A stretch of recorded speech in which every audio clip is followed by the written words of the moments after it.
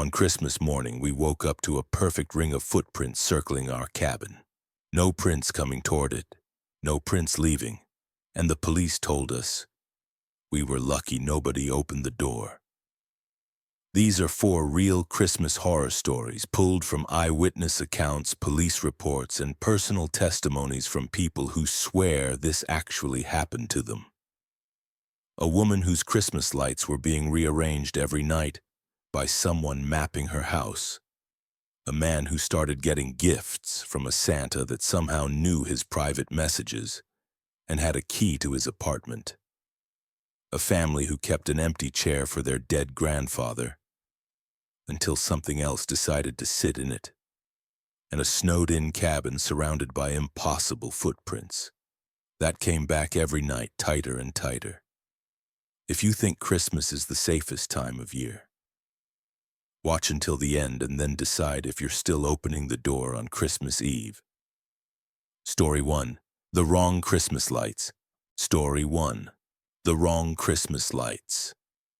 Hannah was locked in her bathroom on Christmas Eve, knees pressed to the cold tile, phone clenched so hard her fingers ached, while the 911 operator whispered, "Stay quiet. Do you hear that?" Above her, something shifted in the attic with the slow patience of a person who knew the house better than she did. And then came the sound that turned her blood to ice. A careful, deliberate drag across the ceiling, inch by inch, like someone repositioning weight right over her bedroom. When the dispatcher asked if she lived alone, Hannah almost answered out loud, then stopped because she realized the question wasn't routine. It was a warning. A faint creak followed, not from the hallway, not from the stairs, but from overhead. As if the attic hatch in her bedroom, an attic hatch she hadn't even known existed, had just been touched. She slapped a hand over her mouth and listened, heart punching against her ribs while the wind outside pushed against the siding and the remaining Christmas lights on her street blinked softly through the bathroom's frosted window. Cheerful and wrong. 3 weeks earlier, the house had felt like a clean beginning. A small rental at the end of a quiet cul-de-sac where everyone seemed to compete over decorations. And Hannah, exhausted from late shifts at a shipping warehouse, tried to keep up without thinking too hard about how empty the place sounded when she unlocked the door at night. The first time she noticed it, she didn't even call it fear, just confusion. She woke to find an extra string of warm white lights wrapped around her front bushes, neatly done. The plug tucked out of sight like someone had cared enough to make it look professional. She assumed a neighbor had surprised her, one of those overly friendly holiday gestures, and she left the lights on because it made the porch feel less lonely when she came home. The next morning there was a candy cane stake in the lawn, except it was planted facing her bedroom window, not the walkway. The morning after that, her inflatable snowman had been moved subtly closer to the front door. It wasn't dramatic, it was precise, like a person testing how much of her reality they could rearrange without her noticing. Hannah laughed it off in the daylight, but by the time she came home each night, the laugh always died somewhere between the car and the porch, swallowed by the quiet and the way the cold made every sound carry. Then the crunching started, soft footsteps in snow at around 2 or 3 in the morning, never long enough to catch, always ending before she could convince herself it was real. One night she forced herself to look, pulling the curtain aside an inch, and saw nothing but her own decorations trembling in the wind and the faint glow of street lamps on fresh snow. In the morning she found boot prints that didn't belong to her. Heavy, deep impressions that came from the sidewalk, cut across her yard, and stopped directly beneath her bedroom window. There were no playful circles, no wandering path, just a straight, purposeful line, as if the person had walked to that exact spot, stood there, and left the way they came. She asked the woman next door if anyone had been messing around with her decorations, and the neighbor frowned like the question itself was strange. "Why would anyone touch your yard?" she said. Hannah didn't like the way that sounded, not reassuring, just genuinely baffled. as if the idea of a stranger approaching her house at night was so unthinkable it didn't deserve a second thought. She installed a cheap indoor camera facing the living room window, mostly to calm herself down, and for 2 days it did, until the third night when she checked the footage and felt her stomach drop.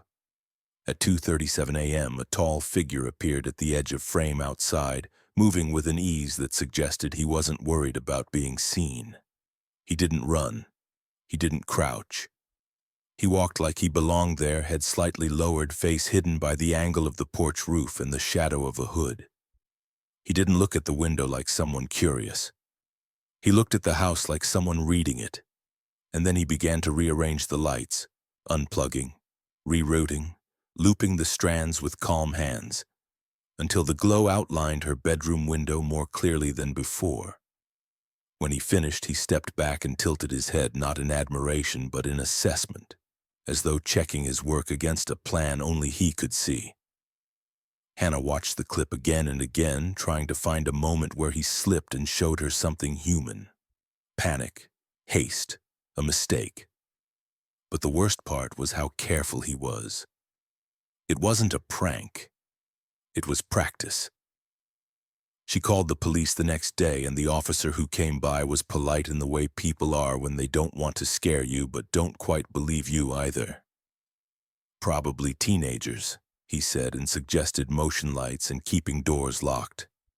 Hannah nodded, embarrassed by her own fear, and as soon as he left, she walked through the house checking every lock twice, like repetition could turn anxiety into safety. That night she unplugged every decoration outside and left the porch dark. Around 3 a.m. she woke to a faint click and a low hum, and when she looked out, her lights were on again, except she knew she'd unplugged them. In the morning she found a sticky note tucked behind her wreath, pressed flat as if it had been smoothed by a gloved hand. "I like when the lights are on," it read, the letters printed in blocky, patient strokes. Hannah stood on her porch holding the note, and suddenly the whole street felt too open, the holiday cheer too loud, like it was covering something rotten underneath. She didn't go to work that evening. She stayed home, curtains closed, phone charged, kitchen knife too small in her hand to be comforting.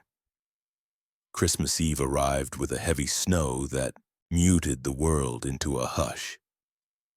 Hannah told herself it was perfect. Fresh snow meant footprints. Footprints meant proof. She kept the house dark, sat in the living room with the TV on low, and watched the clock crawl toward midnight. Around 2:50 a.m. the power cut out, not just a flicker, a clean drop into silence, heater dead, fridge quiet, the neighborhood suddenly swallowed by darkness. She tried the light switch, then her phone flashlight, and the beam made the room feel even more empty. Outside, though, something still glowed faintly, a line of small solar LEDs she'd forgotten about, outlining the edge of her lawn like a weak, cold smile. Through the window she saw a shape at the far end of her yard, tall and motionless, facing the house. Not approaching, not leaving, just watching, as if the blackout had been an invitation, and he was waiting for her to respond to it. She called 911 with shaking hands, whispering the address, the situation, the fact that she could see him. The operator told her to lock herself in the bathroom and stay on the line. Halfway down the hall, Hannah heard a sound from the side of the house, a scrape, then a soft thud, then another thud, spaced like someone setting something against the wall. A ladder, her mind supplied before she could stop it. She ran into her bedroom to check the window and froze when she noticed the attic hatch above her closet door. Painted the same white as the ceiling, invisible until that moment, a little square outline she'd never paid attention to. She backed away from it, every hair lifting on her arms. And then she heard it. The faintest creak directly above, like wood settling under weight. She didn't remember moving into a house with an attic you could walk in. She didn't remember anyone ever mentioning it. But the footsteps were real now. Slow, controlled, Not the chaotic scramble of an intruder surprised by sirens, but the measured pace of someone who had expected this night to go a certain way. She bolted into the bathroom, locked the door, and crouched with her back against the tub.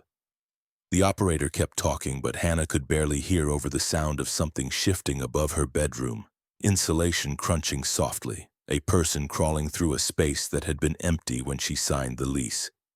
Then came the drag again, closer, longer, followed by a small, careful tap, as if someone had pressed a fingertip down onto the ceiling to test how thin it was. Hannah stared at the bathroom vent like it might suddenly whisper his name. The police sirens finally appeared in the distance, a rising wail that made her want to cry with relief, but the sound didn't make the footsteps hurry. If anything, the movement above slowed, like the person wanted to be quiet enough to disappear into the house itself. A sharp bang echoed, front door maybe, or a flashlight beam striking wood, and then the attic went silent in a way that felt deliberate, like someone holding their breath in the dark. After the officers cleared the house, one of them pulled down the attic ladder from the hallway ceiling and climbed up with his gun drawn. Hannah stood below, wrapped in a blanket, watching dust drift down in the flashlight beam. The officer's voice from above was different than before, no longer polite, no longer casual. When he came down, he didn't meet her eyes right away. They found signs someone had been up there.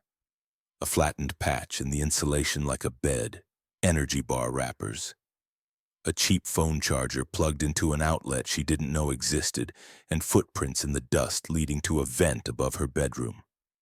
But what made Hannah's knees go weak was the notebook. The detective flipped through it slowly, pages filled with rough sketches of her house layout, window positions, door locks, blind spots, like a blueprint drawn by a man who had spent time watching from close enough to hear her breathing. On the last page, under a simple drawing of her bedroom window outlined in tiny dots, a single line was written with calm certainty. Christmas Eve, 3 a.m. Power off. Lights on. Go in. Hannah couldn't stop staring at the words because they weren't a threat. They were a schedule, a plan. Proof that the lights were never meant to be festive. They were meant to mark her, to train her, to make her accept a stranger's presence outside her home as part of the season. And as the officers escorted her to a neighbor's house to stay the rest of the night, Hannah looked back at her dark porch and realized something that made her stomach twist even harder than the note ever had. Someone had spent weeks teaching her to ignore the warning signs, one tiny decoration at a time. Story 2. The Santa Who Knew My Name. Elliot woke up on his couch with his neck twisted at a bad angle and his mouth dry, the kind of sleep you fall into when you've been listening for noises all night, and the first thing he saw, before he even remembered where he was the gift box sitting on the rug right against his socked feet.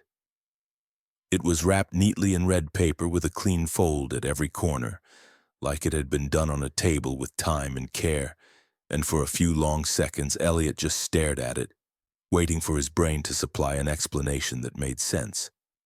The apartment was still dark, the heater clicking softly, the hallway light seeping in under the door like a thin blade, and the deadbolt was still turned. He checked it twice, then a third time, as if repetition could make the impossible back into the possible. When he lifted the box lid, the smell hit first. Cold air, snow, and something faintly metallic. Inside was a printed photo of him asleep in his own bed, face turned toward the window. The timestamp in the corner from 2 nights ago. Beneath it sat a brass key on a cheap plastic tag, the kind you get when you copy keys at a kiosk, and written in block letters on the tag were the words, "I know where you sleep." Elliot didn't scream. He couldn't. His throat locked up as if his body had decided that making noise would only tell someone, somewhere in the building, that he was awake. 3 days earlier, he'd been laughing at a gift left outside his door like a cheesy holiday prank. Elliot lived alone in a mid-rise apartment where December meant a constant shuffle of deliveries in the lobby, Boxes stacked against the mailboxes, neighbors dragging in trees, someone always arguing about stolen packages on the building's group chat. He worked remotely, barely leaving except to grab groceries and force himself into the gym downstairs, and he liked the predictable comfort of watching his doorbell camera notifications pop up whenever someone walked past. The first gift arrived a little after midnight. His phone buzzed with the familiar alert, motion detected, and on the grainy video feed he saw a person in a cheap Santa suit standing in the hallway as if they'd stepped out of a bad comedy sketch. The beard looked fake and stiff. The belly was just a pillow. The suit hung wrong on the shoulders, too long in the sleeves. Santa placed a small wrapped box at Elliot's door, tapped it once with a gloved finger like punctuation, and walked away without looking up at the camera. The tag on the gift read perfectly centered, for Elliot. He opened it expecting glitter or a joke, and found a mug printed with a quote from an obscure horror movie he loved, one that nobody in his real life ever referenced because nobody he knew had even seen it. The coincidence made his skin prickle, but it also made him smile. He posted a picture online with a caption about Santa being real. Friends commented. Nobody admitted to it. It felt like harmless weirdness, a holiday-shaped mystery. The second gift came the next night at 1:30 a.m., and the timing alone irritated him, like someone testing whether he was asleep. Same Santa suit, same slow, unhurried walk. This time the box was bigger. Inside was a hardcover book Elliot had once saved on a wish list and forgotten about, a niche title he'd never mentioned out loud, never posted, never searched on a public computer. The tag read, "I know what you want." Elliot sat at his kitchen table staring at the words until his coffee went cold, trying to decide if the discomfort he felt was paranoia or instinct. He changed passwords. He checked his accounts for new logins. Nothing. He pulled up the doorbell footage and scrubbed through frame by frame until his eyes stung. The Santa never once looked toward the camera lens. The man moved in a way that suggested he already knew exactly where the camera angle was, exactly how far he could stand before his face might be caught. And in one brief moment, as Santa's hand adjusted the gift tag, Elliot saw a thin rectangle of light reflected off the glove, like a phone screen held low displaying something that guided him. A map, a list, apartment numbers. By the third night, Elliot didn't sleep at all. He sat on the couch with the hallway view on his phone and the volume turned up, convincing himself that watching would give him control. At 3:12 a.m., the notification came again, but this time he clicked in fast enough to see Santa already crouched near his door, like he'd been there longer than the app wanted to admit. Santa placed the gift down, then leaned toward the doorbell camera slowly, deliberately, bringing the fake beard close to the lens until the feed turned into a blur of fabric and shadow. It felt like a gesture meant to be intimate, like someone leaning in to whisper through a peephole. Elliot watched, breathing shallow, and when Santa straightened, the collar of the suit slipped just enough to show a portion of the neck. A tattoo, dark ink at the edge of skin. Elliot recognized it with a sick jolt because he'd seen it before at the building gym on a guy who always worked out too late, always alone, always with his hood up. Elliot didn't open the gift right away. He stared at it, heart hammering, thinking that if he left it sealed, maybe the contents couldn't become real. But when he finally tore the paper, he found printed screenshots, pages of them, of private messages he'd sent in DMs to a girl he'd been talking to. Conversations he'd never screenshotted himself. Photos he'd sent that weren't on any public feed. Little jokes and confessions that now looked ugly and exposed on plain white paper. The tag in the box said, "I know what you say." That was the moment Elliot understood something he hadn't let himself understand yet. This wasn't about gifts. It wasn't about Christmas. It was about permission, someone slowly teaching him that they could cross any boundary they wanted, and he could do nothing but stand there holding evidence of it. He reported it to building management, who shrugged in that modern way people do when something is disturbing but inconvenient, promising to check the cameras. He spoke to a police officer who asked if the person had made a direct threat, as if the key word was required for terror to count. Elliot started sleeping in the living room where he could see the front door, and he kept the lights on because darkness felt like an ally to whoever kept coming. But the fourth gift didn't arrive outside his door. That was the point.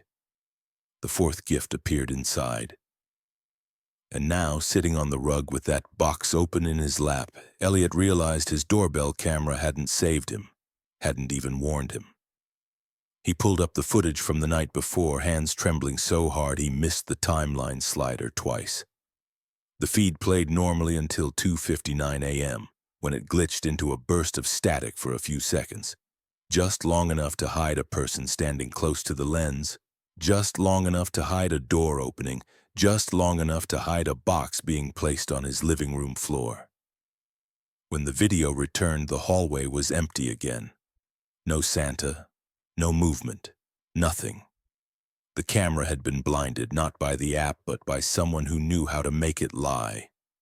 Elliot looked from the phone to the key in the box and felt a slow, crawling sensation under his skin. The realization that the worst part wasn't the stalking. It was the patience. Someone had been close enough to his door to sabotage the camera. Someone had been close enough to take a photo through his bedroom window. Someone had been close enough to copy his key. And as he sat there listening to the building's distant pipes creak and the faint hum of elevators, Elliot couldn't stop thinking about how calm Santa had moved in every video, like a ritual, like a schedule, like he wasn't sneaking into Elliot's life at all, like he was returning to it. Elliot moved out after that. He didn't wait for the lease. He didn't argue over deposits. He changed numbers, deleted accounts, started over in a different part of the city where the hallways smelled different, and the neighbors didn't look at him like they already knew him. For a while, the fear shrank into something he could pretend was a story he'd survived. But on the first Christmas in his new place, an email arrived from an address made of random letters and numbers. No subject line, no message, just one attachment. Elliot stared at it for a long time before he clicked, telling himself he was done being controlled by curiosity, and then realizing he was clicking anyway. The attachment was a photo. It showed a red Santa suit hanging in a closet, the fake beard draped over the hanger like a face, and in the background, blurred but unmistakable, was a strip of hallway carpet that matched the pattern outside Elliot's new apartment door. Elliot backed away from his laptop so fast the chair scraped the floor. And in the silence that followed, he caught himself doing something he hadn't done since the night he found the box at his feet. Listening. Not for footsteps coming closer. For the sound that would mean someone was already there, standing just out of view, holding a gift and smiling behind a beard that didn't move. Story 3. The Christmas Chair. Leah saw it first in the reflection, which felt like the cruelest possible way to notice something, because when she turned around, the chair was empty again, and that made her mind scramble for excuses even as her body insisted the danger was real. The living room was lit only by the Christmas tree, a soft-colored glow washing over tinsel and gift wrap, and the old armchair sat where it always had, angled toward the TV like a loyal piece of furniture that refused to accept change. But in the glass of the display cabinet, Leah could see the chair twice. Once as it should be, vacant, blanket folded over the back, and once as it wasn't supposed to be anymore, with a figure sunk deep into the cushion as if it had been sitting there for a long time. The shape was wrong in small ways that made her stomach turn, shoulders too narrow, arms too long, head tilted back too far like a puppet with a loose string. She blinked hard, whispered Martin's name, and when she looked again, the reflection was normal, just her own pale face hovering over the room. Then, from the direction of the chair came a soft creak, the sound of weight shifting, followed by the faintest tap-tap-tap like fingernails testing wood. Weeks earlier, the idea had felt gentle, almost comforting. Grandpa Walter had died last Christmas Eve in that same chair, in that same living room. A quiet ending after a day of food and laughter and the kind of family noise that made a house feel alive. He'd been sick, yes, and everyone had known the holidays were borrowed time. But nobody had expected the final moment to happen right there between the tree and the fireplace. His favorite blanket on his lap and an old movie playing. This year, Martin insisted they keep the tradition. For him, he said, voice tight, trying to sound steady for the kids. So they left the chair exactly where it had been, same blanket folded across the back. Same worn armrest polished by Walter's hands. They even placed his old hat on the arm like a harmless joke, something that made Noah roll his eyes and made little Iris giggle. The first few nights, the house seemed to cooperate with the lie they were telling themselves, that nothing had changed, that the emptiness could be decorated into being safe. Leah swore she smelled pipe tobacco once, faint and sweet, and for a moment she almost smiled before remembering Walter hadn't smoked indoors for years. Martin, passing the chair on his way to the kitchen, paused with a confused look and pressed his hand into the cushion like he'd felt warmth there, like someone had only just stood up. They laughed about it because laughing was easier than letting the grief open its mouth. Then Iris started saying goodnight to the chair. It was quiet at first, almost cute. An absent-minded ritual as she padded down the hallway in pajamas, turning to the living room doorway and whispering, "Good night, Poppy." Leah didn't stop. Part of Leah wanted to believe in that sweetness, wanted the chair to be a symbol instead of a wound. But Iris's words changed. One morning she climbed into Leah's lap and said very seriously, "Poppy told me a story last night." Leah smiled automatically, expecting imagination, but Iris's eyes stayed fixed on the hallway behind Leah as she added, "He said not to look at the lights when they blink." Leah asked what she meant, and Iris frowned like Leah was the one being silly. "When they blink, someone sits," Iris whispered. "But it's not him." Leah's mouth went dry and she told herself it was grief. Kids absorb adult sadness like water, turning it into monsters because monsters at least have rules. Still, that night, Leah found herself watching the tree lights too closely, noticing how they seemed to flutter at odd times, not like a normal flicker, but like a signal. The chair began to move, not dramatically, just enough to make everyone argue about whether it had been that way before. Martin would come home and swear it was angled slightly toward the hallway instead of the TV.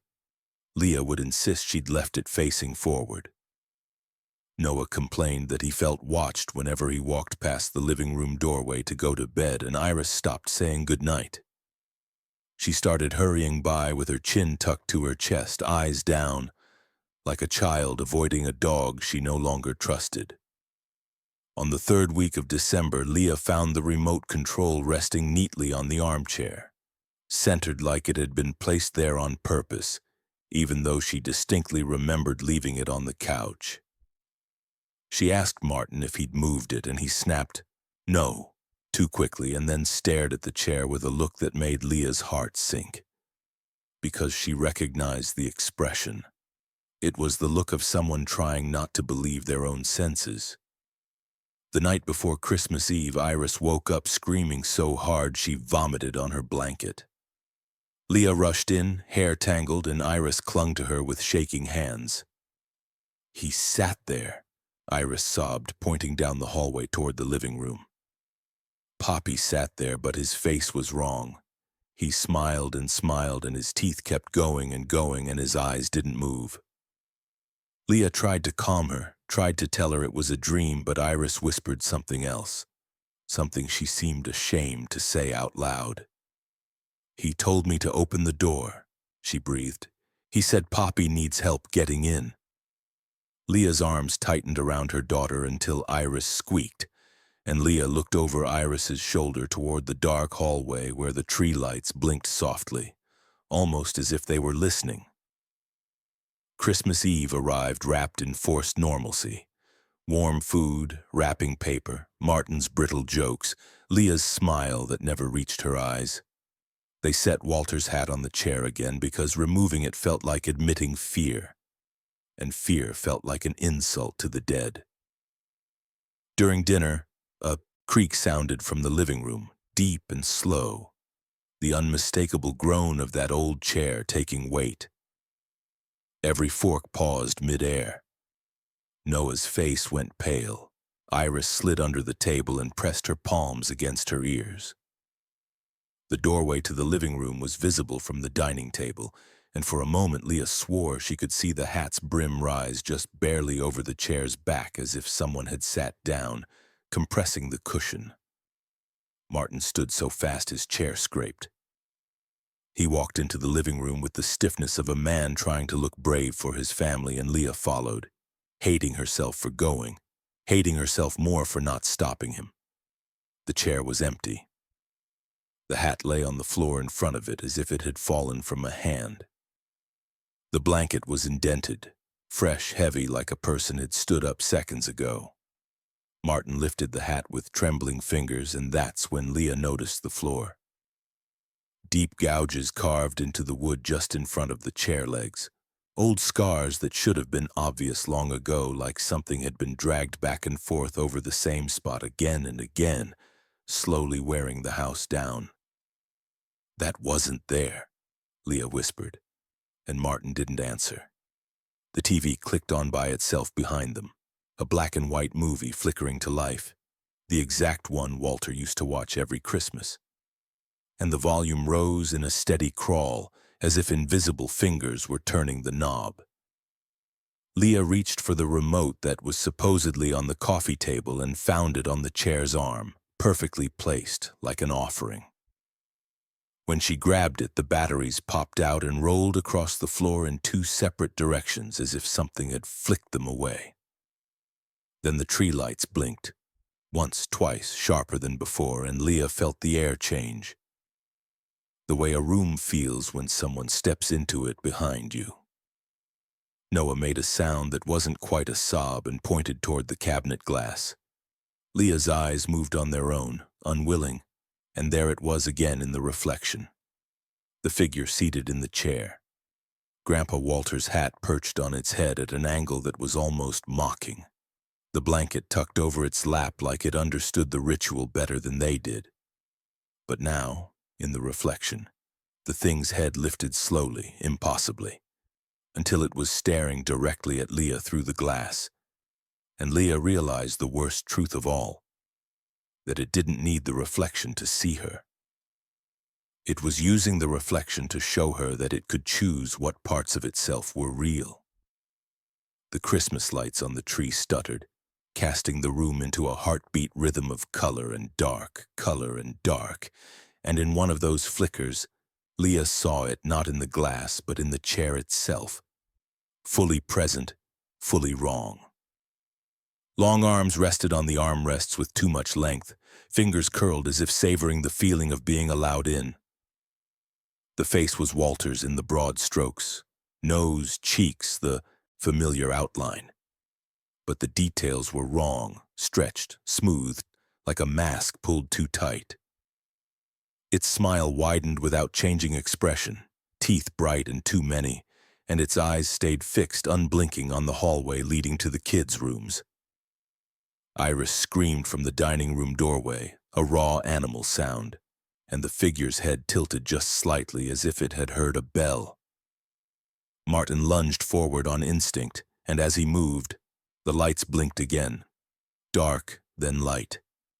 And the chair was empty once more, but the cushion still held the impression, and the air still tasted like cold metal. They didn't sleep. They couldn't. They dragged the chair outside into the snow as if distance could uninvite what had already been welcomed, leaving it in the yard under the weak porch light.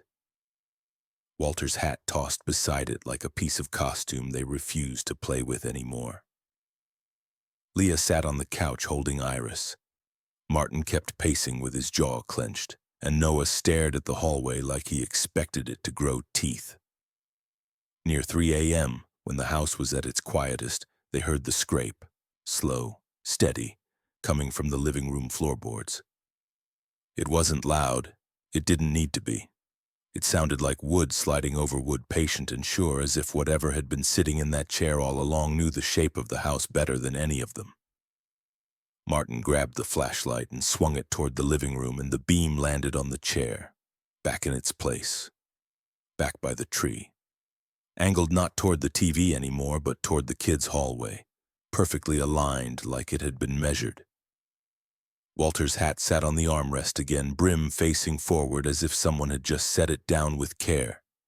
Leah didn't cry. She couldn't spare the breath. She only held Iris tighter and stared at that chair until morning, understanding finally that the chair wasn't a memorial anymore. It was a seat, and something had decided it belonged there. No external sources are available in this turn to cite, so citations cannot be provided for this story. Story 4. Footsteps in the fresh snow. Kayla didn't remember climbing into the back seat, only the heat blasting, the windows fogging instantly, Jules sobbing under her breath in the passenger seat, and Ben's hands locked white around the steering wheel as the tires fought the unplowed road like it was trying to swallow them back. The cabin shrank behind the curtain of snow until it became a darker smudge in a world of white, and Kayla forced herself to look anyway, because some part of her needed to know if they were being followed or if the nightmare was finally staying put. That was when she saw the figure at the edge of the clearing.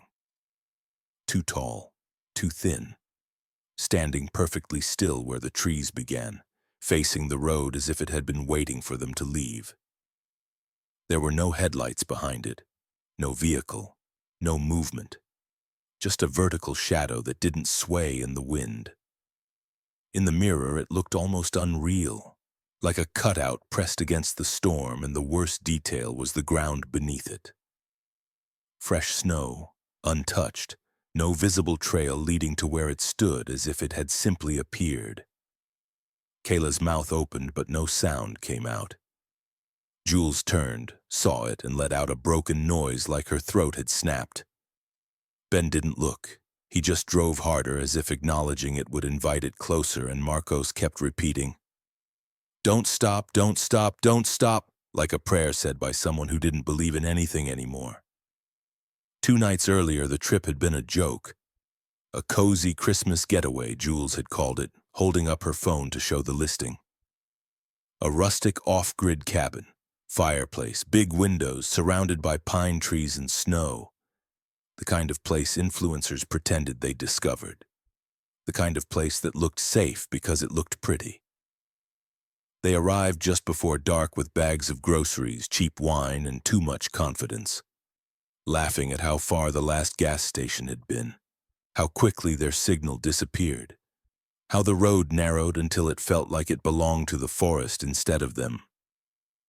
Inside, the cabin was clean and quiet, wooden walls holding the smell of old smoke and pine cleaner. Kayla remembered feeling uneasy at the way the windows showed so much of the outside. Black trees, blank snow, nothing to break the line of sight. But she told herself that was the point.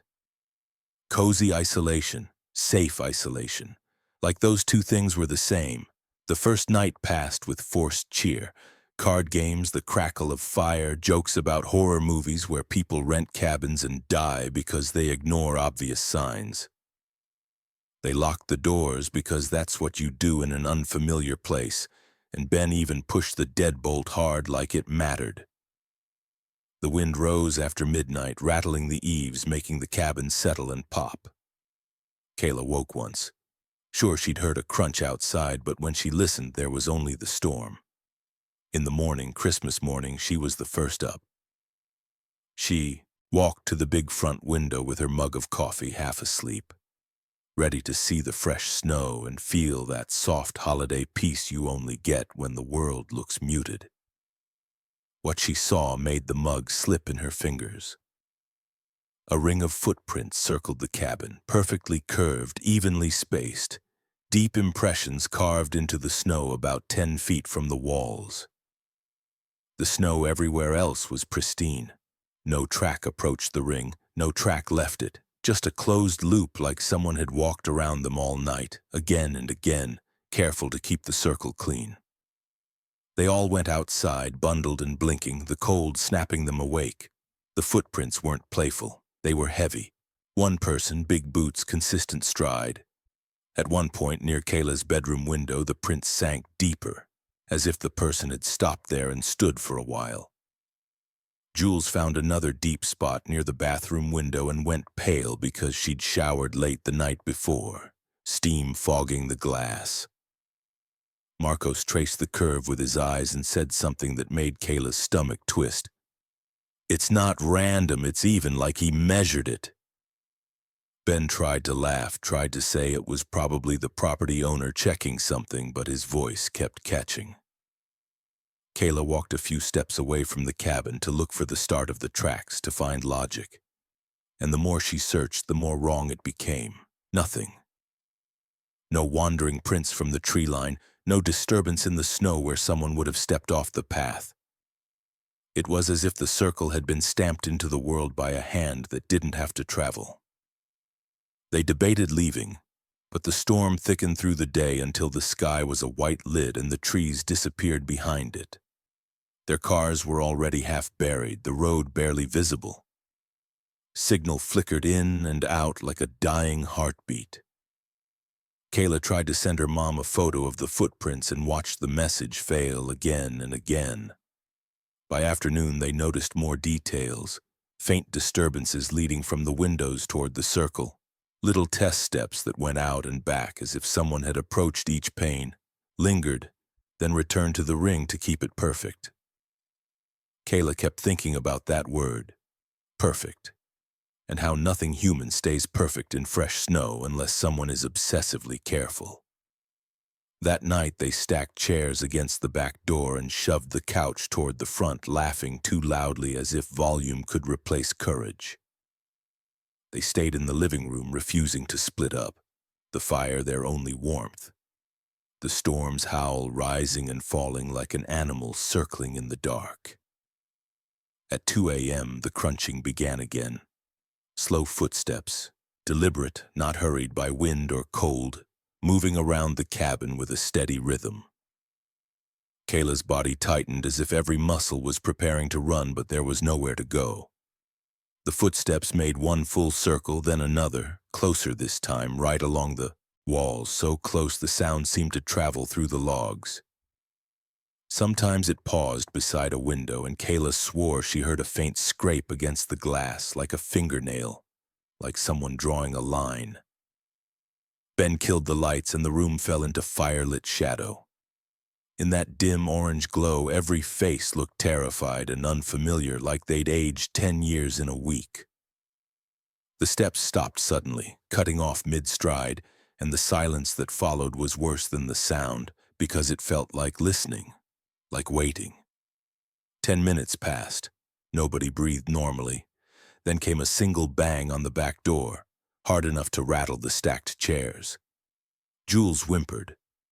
Marcos lifted a fireplace poker with shaking hands. Ben's mouth moved without sound, and Kayla realized he was silently counting. The bang didn't repeat. The footsteps didn't return. It was like whatever was outside had only wanted them to know it could touch the cabin whenever it wanted. When dawn finally bled into the storm, they opened the curtains with the caution of people who expected the glass to bite. The new prints were worse. The original ring was still there, but now another ring sat inside it, closer. And another inside that. A tightening spiral, each loop creeping nearer to the walls as if measuring time by distance. At each window, 2 deep prints faced inward, toes pointed directly toward the glass, the posture of someone standing still and staring. Kayla's chest felt tight, like the cold had crawled inside her ribs. "He's getting closer," Jules whispered. And Kayla hated that she called it he, hated that her mind insisted on a human shape when nothing about the tracks behaved like a human should. They decided to leave immediately, storm or not. They dug at the cars with whatever they could find, hands numb, muscles burning. Kayla ran inside to grab her bag from the bedroom, and that's where the last piece of denial died. The window was cracked open, just a sliver, snow dusting the sill. She didn't remember opening it. The room was cold in a way the rest of the cabin wasn't, like the winter had been invited in. On her pillow sat a clump of wet, dirty snow pressed into the shape of a partial handprint, fingers smeared and melting into the fabric as if it had been placed there recently. Kayla backed away so fast her heel hit the bed frame. She didn't scream until she reached the hallway, and when the others ran in, Jules took one look and folded over, gagging, because the handprint wasn't just snow. It was gritty, dark, like it had been packed from somewhere deeper than the surface, like it had been carried. They didn't speak much after that.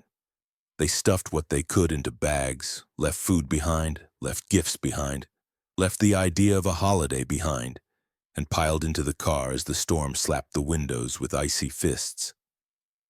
The cabin disappeared in the rearview mirror the same way a bad memory fades when you try not to think about it. Until Kayla saw the figure at the tree line and understood it hadn't been fading at all. It had been waiting for the last moment, for the final look back, for proof that it still existed. And as Ben drove, Kayla kept seeing the spiral in her mind. Circles tightening, tightening, tightening, each loop closer, each loop more confident, like something learning that doors and windows are only obstacles until someone gets tired enough to make a mistake. Citations can't be provided in this turn because external sources and prior tool outputs aren't accessible for referencing here.